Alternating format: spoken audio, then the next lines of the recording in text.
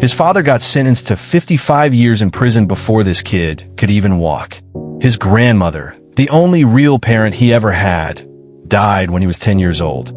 He broke his neck at 4 years old. The scars are still on his forehead right now. He was 16, living completely alone. He got arrested for the first time before he finished 9th grade. That same kid became the most streamed rapper on YouTube for 5 years straight.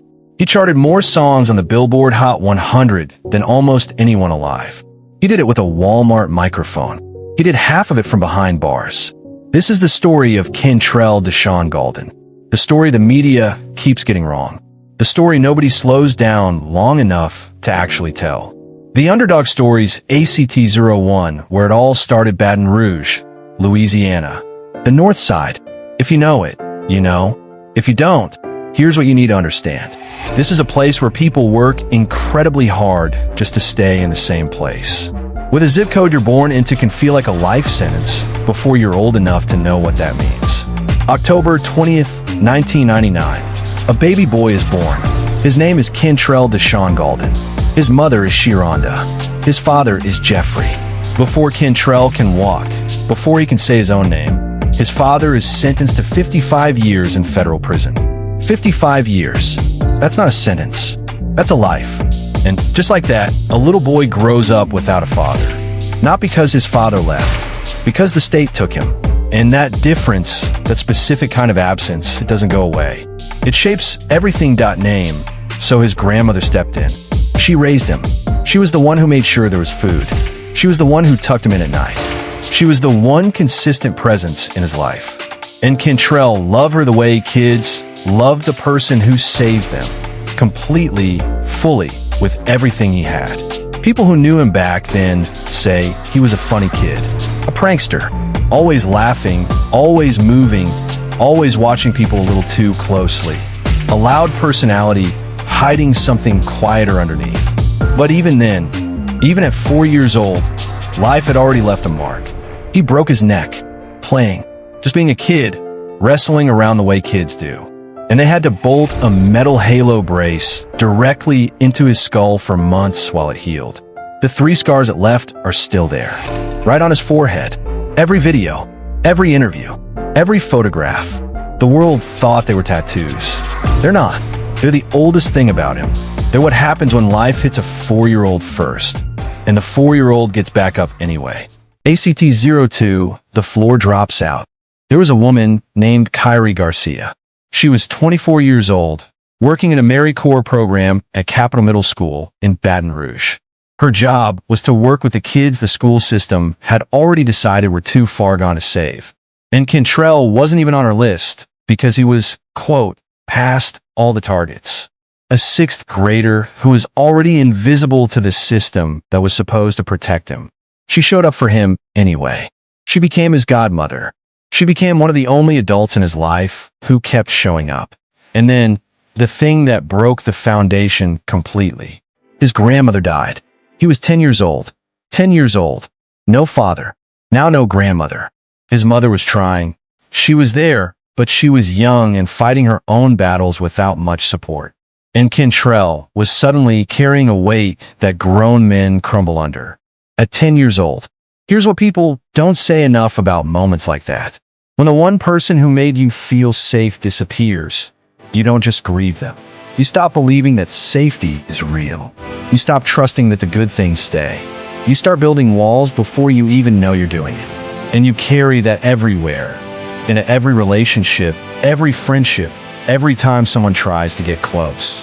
By 16, Kentrell was living on his own. No adult in the house. No safety net. Just him, the north side of Baton Rouge, and a mind full of things he didn't have the tools to process. ACT-03, the streets and the microphone. The streets of Baton Rouge have their own gravity. When you don't have money, don't have a father, don't have a plan, they pull you in. Not because you're weak, because they offer something real. A crew, a sense of protection, a place where the rules make sense, and people look out for each other. That pull is not a character flaw. It's logic. Kentrell dropped out of school in 9th grade. He started hustling, and then he got caught, arrested for robbery. They sent him to a juvenile detention center in Tallulah, Louisiana. And here's where something shifts. Because instead of shutting down, instead of getting bitter and going cold, Kentrell started writing. Song after song after song. Everything he'd ever felt. The grandmother, the father he never knew, the fear, the street life, the love he couldn't find, the anger that had no name. He poured all of it into lyrics in that detention center. When he got out, he had a mixtape. NBA YoungBoy, archival interview. I had been rapping, but I used to hide that. I was scared, not for sure about myself, playing with my craft. Being in there, that's when I got serious. I had nothing else to do but write. He was 14 years old. He had a microphone from Walmart. That was it.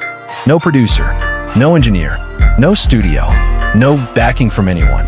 Just a Walmart microphone, a beat he found online, and everything he had ever felt in his entire life up to that point. In 2015, he released his first mixtape. He called it Life Before Fame. Think about that title for a second. He wasn't calling it a debut. He wasn't calling it a statement. He called it Life Before Fame. Like the music was just a record he was keeping of who he already was. A document, not a performance. The crew came next. NBA, Never Broke Again. He and his brother Pierre came up with it. And it wasn't just a rap name. It was a promise. A vow to themselves. We are not going to stay broke. We're not going to stay down. No matter what they do to us. No matter how many times they knock us down. Never. Broke. Again, real quick, if you're watching this and you're feeling it, go hit that subscribe button and tap the notification bell right now. Stories like this take real time to research and put together. And when you subscribe, it tells the algorithm that this kind of content matters. It literally helps this channel grow. Hit subscribe, hit the bell. I'll be right here when you get back. ACT 0438 Baby and the Rise. In 2016, he dropped 38 Baby. And if you know Baton Rouge rap, if you understand what Boozy Badass and Kevin Gates mean to that city, you understand why having those two on a project with this teenager was a real statement. It meant the old heads were passing something down. It meant the city was watching. 38 Baby exploded on YouTube. Millions of views. Not because of a PR campaign. Not because a label was pushing it. Because it was real. Because when Kentrell rapped about loss, about the streets, about not knowing if he was going to make it, the people who had lived that same life heard themselves in his voice. And you can't manufacture that. You cannot pay for that. That either exists or it doesn't. 2016. Arrested, Austin, Texas. 2 counts of attempted second-degree murder. Age 17. But right in the middle of all of that, the momentum, the buzz, the breakthrough, Kentrell gets arrested in Austin, Texas. 2 counts of attempted second-degree murder. He is 17 years old. His freedom, everything he had just started to build, was on the line. He ends up in the East Baton Rouge Parish Jail. And here is the part that tells you everything you need to know about who this man is. He did not stop. From inside a jail cell, he called into the studio. He recorded vocals over the phone. He sent tracks out. He kept going. Win or lose, recorded from jail. Don't matter, recorded from jail. Too much, recorded from jail. And Win or Lose went viral. Millions of people heard a 17-year-old inside a cell, singing about surviving, about holding on, and they felt it in places they didn't even know they had feelings. NBA YoungBoy, archival interview. I had to keep going. What else am I supposed to do? Sit in there and cry? That ain't me. I'm going to work. I'm going to create. That's the only thing that's mine. In May 2017, he took a plea deal and walked out. And listen to this. 1 week later, 7 days after getting out of jail, he dropped a song called Untouchable. 1 week. That is the work ethic. That is the hunger. That is what happens when making music isn't a career choice. It's the only thing keeping you sane. ACT 05, the major deal and the money he gave back. In 2017, Atlantic Records came with a 5-album deal. $2 million. For a kid from North Baton Rouge with a Walmart microphone and a felony on his record. $2 million. And the first thing he did with real money? He went back to his block. He stood on the street where he grew up and gave away $20,000 in cash to the people who were still there, still living the life he had just fought his way out of. No cameras, no press release, just a man going home. Later, he organized a back-to-school drive from inside a jail cell, calling in on the phone, directing people on the outside to make sure kids in his city had backpacks and supplies for school. He fed the homeless with his mother. He gave a fan $10,000 cash just for graduating high school. These are not things that trend on social media. These are not the stories that get turned into headlines. But they are real, and they tell you who Kentrell actually is when nobody's filming. Youngest artist in history to chart 100 songs on the Billboard Hot 100. Outside Today cracks the top 40. The album Until Death Call My Name drops. He is 18 years old, 5 consecutive years as the most streamed rapper on YouTube. Number 1 on the Billboard 200 from house arrest. Chart record after chart record after chart record. And through all of it, he sounds exactly the same. No crossover attempt. No radio-friendly reinvention. Just himself, every single time. ACT06, who is Kentrell? Really? Here is what the headlines consistently miss. Here is what the interviews never quite capture.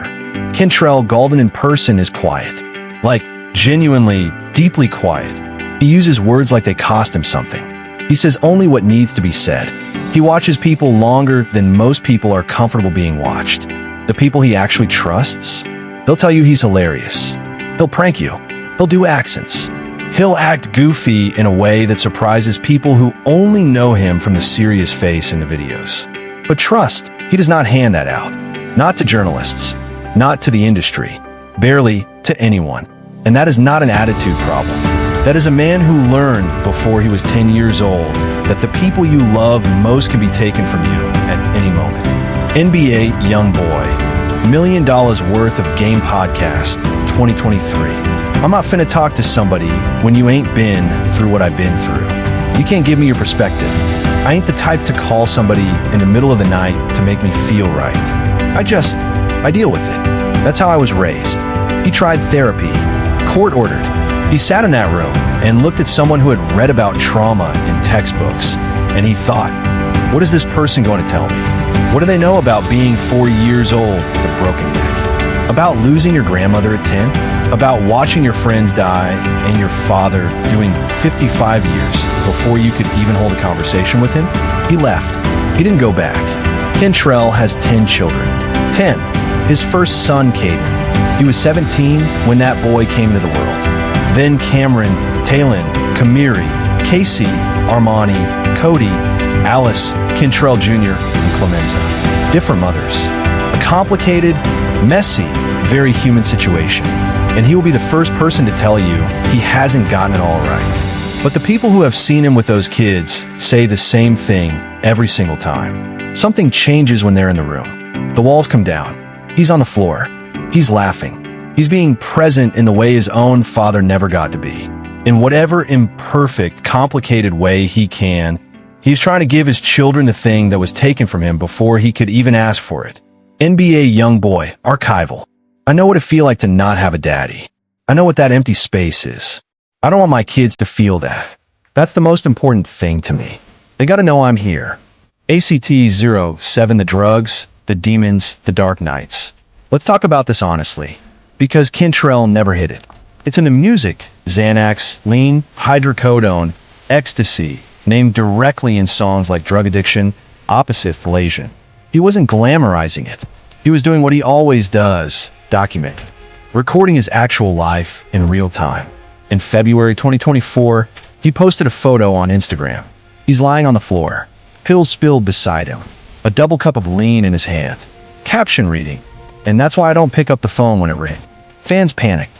His own children, reportedly, were posting on social media that he was taking 20 Xanax a day, that he was scaring them, that something was wrong. And that moment showed something that is hard to describe. The relationship between NBA YoungBoy and the people who listen to him. It is not a typical artist-fan relationship. These people feel like they know him. Because in a real way, they do. Because when he put his pain into music, they recognize their own pain in it. When he's falling apart, they feel it personally. Because his music was the first time someone put their own darkness into words that actually fit how they felt. His lawyers said it in court documents, that the confinement, being locked in a house, unable to work, unable to create, led to, quote, great anxiety, depression, loss of weight, and sleep. This is not a man who makes bad choices for fun. This is a man who has been carrying unbearable weight since childhood and never had anyone teach him how to put it down. ACT-08 In and Out, the legal story. The legal story. Let's go through it, because people throw around the arrest without really understanding what we're looking at. 2016, Baton Rouge. 2 counts of attempted murder. Plead to aggravated assault. 10 years suspended sentence. 3 years probation. He was 17 years old. 2018, Florida. Kidnapping and weapons charges connected to a deeply painful public incident. One of the worst moments of his life, and he knows it. He owns it. 2019, Miami. Involved in a shooting. Violated probation. 90 days in jail. Then 14 months of house arrest. AI YoungBoy 2 goes to #1 on the Billboard 200 from house arrest. He literally put out a #1 album while legally confined to his living room. 2020, Baton Rouge. Arrested during a music video shoot. Federal firearms charges. Agents moved in while he was mid-take. 2021, Utah. Federal courts get involved. He spends months locked up in Cache County and Weber County jails, a long way from home. Sincerely, Kentrell, one of his most personal albums, is recorded inside. 2022, California. Federal gun case. Not guilty. He walks out of that courtroom a free man. The internet explodes. 2024, Utah again. Guilty plea. Unlawful transport of firearms. 23 months in federal prison. 5 years probation. A federal judge describing the whole case as, quote, unusual for a whole host of reasons. Here is the thing you need to take away from all of that. Every single time Kentrell was locked in a cell, every single time he made music, he called in from jail, he recorded from house arrest, he sent verses from prison, 8 years of legal battles and not one gap in the music. There is no system built that can make this man stop creating. That is not bravado. That is survival. The same survival instinct that kept a 4-year-old going when they bolted metal into his skull. The same thing. Never changed. AC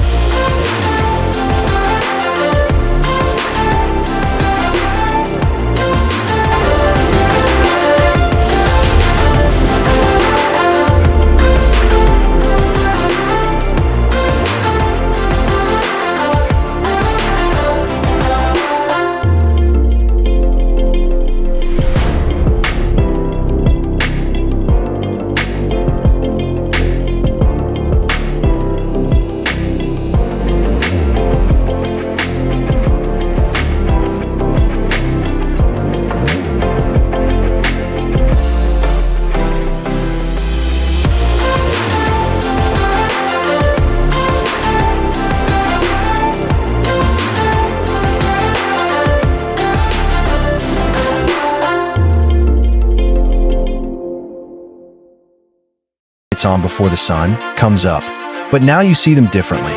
Kentrell DeSean Gaulden grew up here, in a place where nobody expected him to be anything, where the system gave up on him before he finished middle school, where his father was locked away before he could walk, where his grandmother died before he turned 11, where the streets wrapped around him because nothing else would. He's not a perfect person.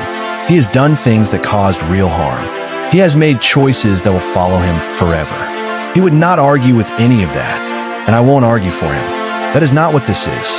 What this is the story of a kid who was handed a life that had every reason to produce nothing, and he turned it into art. He took pain that would have broken most people, and he made music out of it. He took a Walmart microphone and built one of the most loyal audiences in the history of recorded music. He took jail cells and house arrest and courtrooms and used every single one of them as fuel instead of excuses.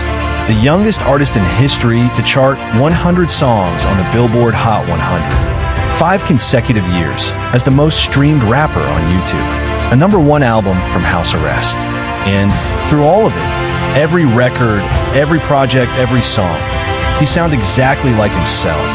Not one compromise, not one crossover attempt. Just Kentrell. The scars never went away. They're still there, right on his forehead, in every single thing he puts out.